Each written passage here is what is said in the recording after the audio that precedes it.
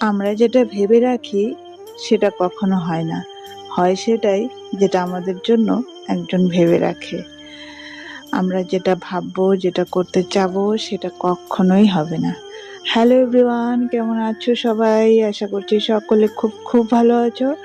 তো আমি তিথি আবারও নিয়ে চলে এসেছি ছোট্ট একটা ভিডিও। আশা করছি আজকের ভিডিওটা তোমাদের খুব খুব ভালো লাগবে। তো এই যে দেখতে পাচ্ছ, সকালবেলা আজকে ঘুম থেকে উঠে পড়েছি। ঘুম থেকে উঠে এই যে আগে সকালে আরো কিছু কাজ ছিল, সেগুলো সেরে তারপরে চলে এসেছি বিছানা গোছাতে। তো আজকে ব্লগটা এখান থেকে শুরু করছি। সকালের কিছু কাজকর্ম তোমাদের সঙ্গে শেয়ার করব।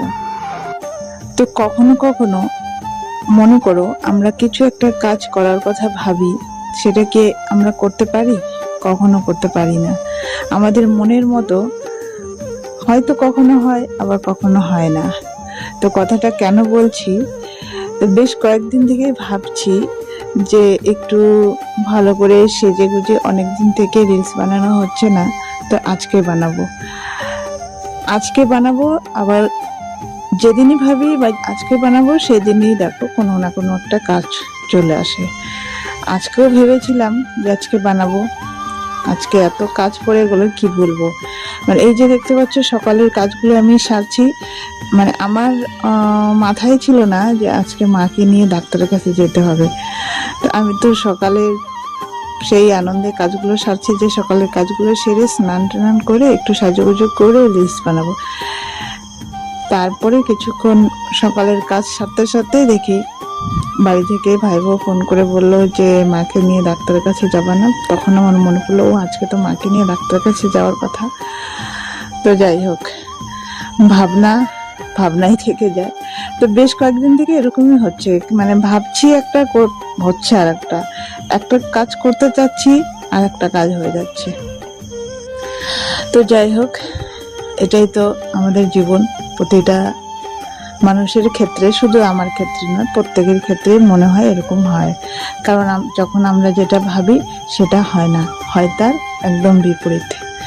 তো যে সকালের কাজকর্মগুলো আমি সারলাম, এই যে আর কি ঝাড়ু দেওয়া, মোছা, এগুলোই তো সকালের বাসি কাজ আর কি, এগুলো তো করতেই হবে। তো এগুলো সেরে তারপরে আমাকে সকালের খাবার রেডি করতে হবে। তো আজকে এই ভিডিওটাও অনেক দেরি হয়ে গেল এডিট করতে। এই যে দেখো, এখন আমি ভিডিওটা এডিট করছি, রাত্রে প্রায় 8:30 বাজে। তো এখন এডিট করে এখন পোস্ট করব। এডিট করব ভাবছি অনেকক্ষণ থেকে, তো একটার পর একটা কাজ চলেই আসছে, তো এডিট করা আর হচ্ছে না। তো আর ব্লগ ভিডিও এডিট করতে একটু তো সময় লাগে, বলো। তো যাই হোক, তো এইখানে কালকে রাত্রে বৃষ্টি হয়েছিল প্রচন্ড, তো সব কাদা জমে গিয়েছিল। তো এগুলো ভালো করে ধুয়ে দিলাম, ধুয়ে তারপরে যে জুতোগুলো এখানে রাখা, জুতোগুলোতেও দেখি কাদা হয়ে গেছিল। তো সেগুলো ধুয়ে তারপরে পরিষ্কার করে এখন বাসন নিয়ে আসলাম, বাসন পরিষ্কার করব। আর দেখো, আমার বাড়ির সামনে এই যে একটা ফাঁকা জমি আছে, এত কি বলবো, গাছ হয়েছে সেটা ভালো লাগে, কিন্তু বলতো সন্ধ্যাবেলা প্রচন্ড মশা হয় এই গাছগুলোর জন্য। তো ওইদিকে সমস্ত কাজকর্ম সেরে আমি চলে এসেছি রান্নাঘরে। দেখো, আমি এখন সকালের খাবার করব, আলুর তরকারি করব, আর করব পুরি। তো আজকে আলুর তরকারিতে একটু টমেটো দিয়ে দিয়েছি, টমেটো, কাঁচা লঙ্কা। আর কদিন থেকে কেন যেন তরকারিতে ঝালই হচ্ছে না। আমি ঝাল করতে চাচ্ছি, কিন্তু ঝাল হচ্ছে না। লঙ্কাও অনেকগুলো করে দিচ্ছি, মনে হচ্ছে লঙ্কাগুলোতে ঝাল নেই। তো এদিকে দেখো, এই যে বর নিয়ে এসেছে আটা, তো আটারই পুরি করব। আমরা সবসময় আটারই পুরি খাই, কারণ ময়দাটা স্বাস্থ্যের পক্ষে খুব ক্ষতিকর। তো বাচ্চাকেও ময়দা দেওয়াটা ঠিক না। তো আটাই পুরি করলেও আমি আটারই করি, আর রুটি আটারই, রুটি আর পুরি দুটোই আটা দিয়েই করি, ময়দা আমি খুব কম ব্যবহার করি। আর এদিকে দেখো, আমও নিয়ে এসেছিল সকালে বর। তো আমটাকে ভালো করে ধুয়ে আমি একটু জলে ভিজিয়ে রাখলাম।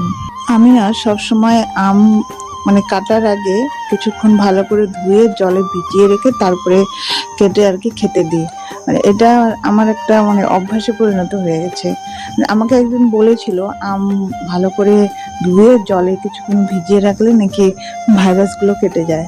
তো যার জন্য আর কি তারপরে থেকেই আমি এই নিয়মটা করি আর কি। তো ওইদিকে দেখো আমার তরকারিও হয়ে গেছে, এখন পুরি ভাজবো, ভেজে তারপরে খেতে দিব। এখন বাজে প্রায় 10:30। 10:30টার সময় আমি সকালের খাবার করছি। আজকে সকালে ছেলের পড়া ছিল, তো ঘুম থেকে একটু তাড়াতাড়ি উঠেছি। তো ঘুম থেকে তাড়াতাড়ি উঠলে এই একটু সুবিধা হয়, সব কাজ তাড়াতাড়ি হয়ে যায়।